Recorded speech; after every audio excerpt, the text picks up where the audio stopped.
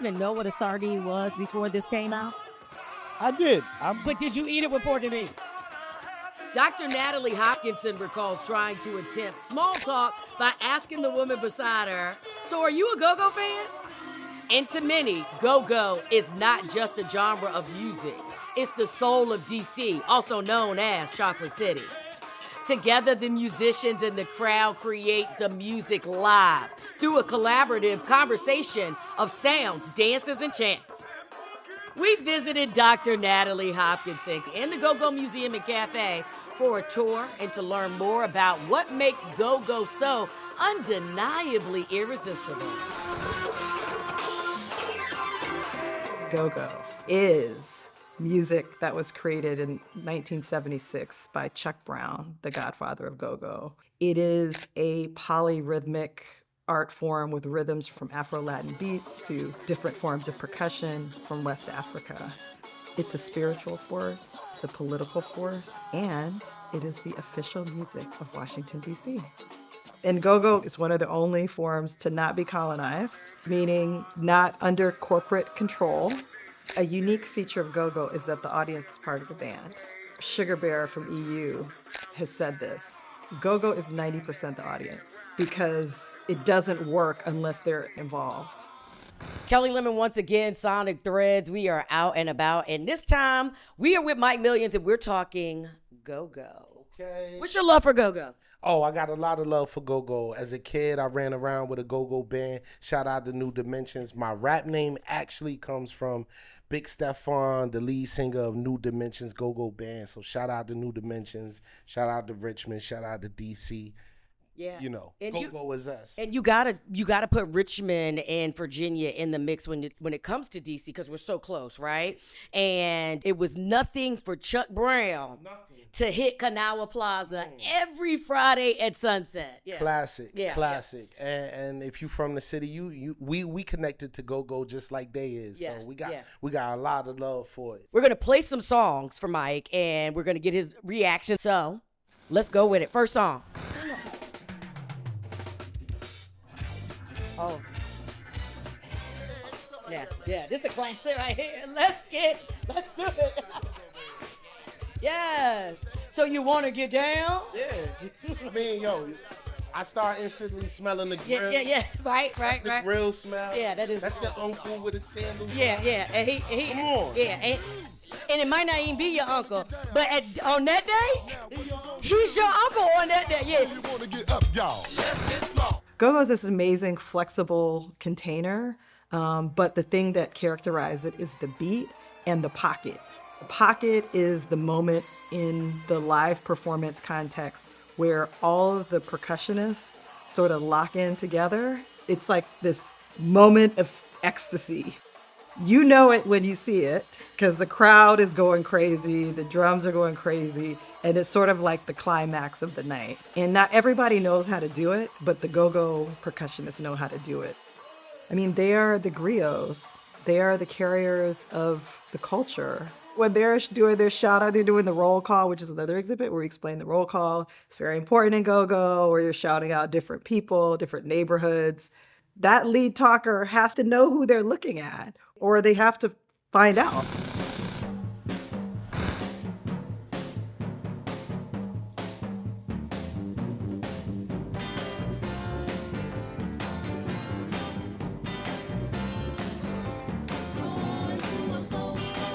What idea came to me when Smokey Robinson had a song called "Going to the Go-Go da dee da da da dee dee dee dee." So now that gave me an idea to call this particular type of music go-go because it just keeps going and going and going and it don't stop. So by the time 1976 rolled around, I had been working on this thing.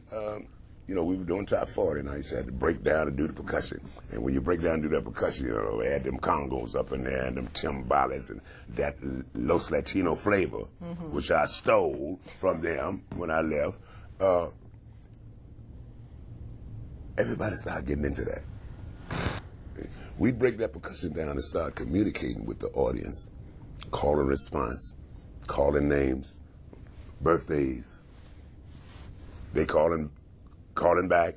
They bring me notes, write notes. Chuck say this about me, Howard University, blah, blah, blah. And I'm mentioning all that, Northwest, Northeast, all four corners of D.C. Everybody loving. Next thing you know, all the tables and chairs in all those places that we were playing, tables and chairs start disappearing. The mink coats and the suits start disappearing. They parties too hard. They can't dress up now. You know what I mean? All the tables and chairs disappeared. That's what really made me feel good. Everybody dancing. Break it on down. Oh. Oh, wow. And I'm gonna bring up something else once we finish talking about this, but Yeah. because you're not, again, someone that is a pioneer of hip hop, however, is on a lot of go-go tracks. Yeah. Is this Yeah. man right here? Yes. Shout out to Dougie Fresh, Curtis Blow, LL Cool J. Yeah. You already know Salt and Pepper and Kid and Oh yeah, Play. yeah. Herbie Lovebug was all over those joints.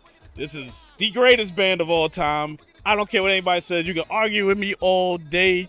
Essence. Yeah. They're the ones. They're the ones. And again, like you said, they still have longevity. Although Yeah. some of these cats are way in their prime, their kids or Yeah. their family members or their friends' kids that love music have jumped in to keep the legacies going, right? Oh, yeah. And especially with this, because it's like there's young bands still coming up. Like, that's what's been keeping the go-go culture alive. Like, you still have young kids doing it as well, which also just introduces actual musicianship. Yeah. You know what I'm Yeah, saying? that part. Like, yo, these dudes, these are real instruments being played. There's no drum machine. There's no samplers. Yo, Cass is on the drums. Cass is on the guitar. Cass is on the bass. You got somebody hitting the cowbell and the triangle sometimes. You know what I'm saying? Listen, if I was in the band, that triangle would be mine. You hear me? I'm a ting at the right time.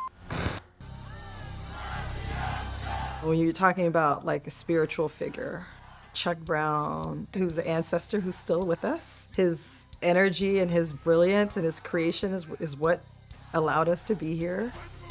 He was somebody born in North Carolina to sharecroppers, moved to the DC area as a small child, had a lot of struggles with the law, with trying to survive himself. He was in and out of jail. And he was actually at Lorton Reformatory in Virginia when he traded, I think it was 4 cartons of cigarettes for a homemade guitar. And that's how he learned to play the guitar.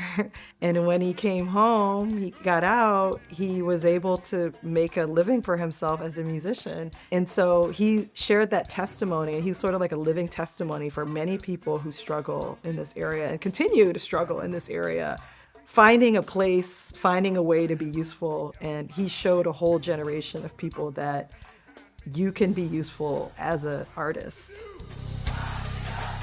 One more time. I don't hear you. The Go-Go Family Tree is an interactive exhibit where we tried to document as many of the originators of go-go as we could. Chuck Brown created the sound in 1976. There were several other younger bands that sort of looked up to him. Rare Essence was established around that same time. EU was already around since 71, but it was not a go-go band. It became a go-go band when they too were trying to eat, and they realized that you either you adopted the go-go sound or you didn't work in DC. Trouble Funk released one of the first go-go recordings, and they've been sampled hundreds of times by hip-hop artists. So that's another exhibit where you hear the original Trouble Funk song, that you can hear all of the times that it's been sampled. Then in the next wave of go-go bands, you have people like Junkyard Band, who was super important. They started in Berry Farms, also here in Southeast Washington. They were a group of kids playing on made-up instruments, whatever they could find, hubcaps, buckets, and have turned into become one of the most iconic go-go bands. Then the new school is like, comes around. They sort of come in around the 90s. Backyard Band, they looked up to Junkyard Band, so that's how they took their name. They were more influenced by hip hop. So that's sort of like, some people called it gangster go-go, because it was sort of like that real street songs that really told about the truth of what was happening. We got a show in each other love. I want everybody like that. And then the next wave after the new school is bounce beat, which is where I entered the chat in the early 2000s. That's when I started covering it for the Washington Post, TCB, UCB, and they had this Beat Your Feet song, which is like, that's turned to this whole movement, dance movement. Go-go had been criminalized for a generation. They really struggled to get access to clubs. The music was taken out of the schools by this point.